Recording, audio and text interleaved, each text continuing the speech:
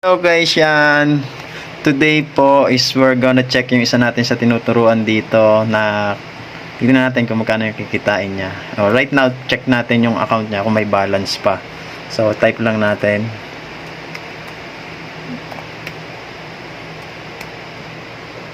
Yan. Then, password.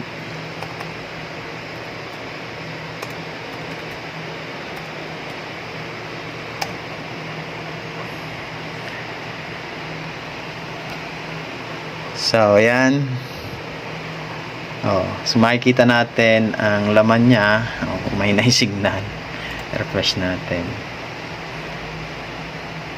Okay, so ang laman niya today ay 48 pesos. So, wait lang natin. Magre-register po tayo. Okay, so wait lang natin.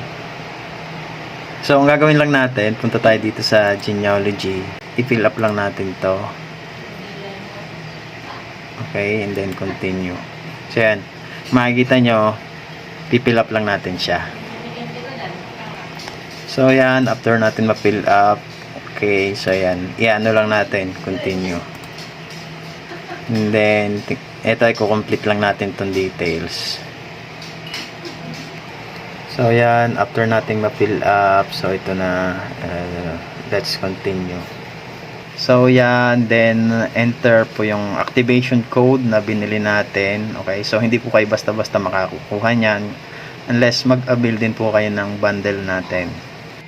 So yan, after pong ma-encode, may lalabas po na ganyan. Okay, for confirmation. So nandiyan na lahat before you submit. So kung sure ka na regarding dito, so i-click mo lang tong submit. Yan. Wait ka na lang po dyan. And then, ayan na. Registration successful. So, ito na yun. After mo makita na successful na siya, okay, save mo na lang para hindi mo rin mawala sa ano mo. And then, ayan, tingnan natin kung kumita siya. Yung tinuturuan natin. This is only for today. Okay, so, right now, yan. Meron na siyang 1,048 pesos. Pero refresh pa natin, baka meron pa. Yun! So, kumita po ng 2,848 for today. So, 2,800 lang kasi may 48 itong natira kanina. So, yun lang. Congratulations kay Sir JR. Yan. So, kumita siya ngayon ng 2,848 pesos. So, yan. Okay, so yun lang. Congrats! 2,800 for today's income.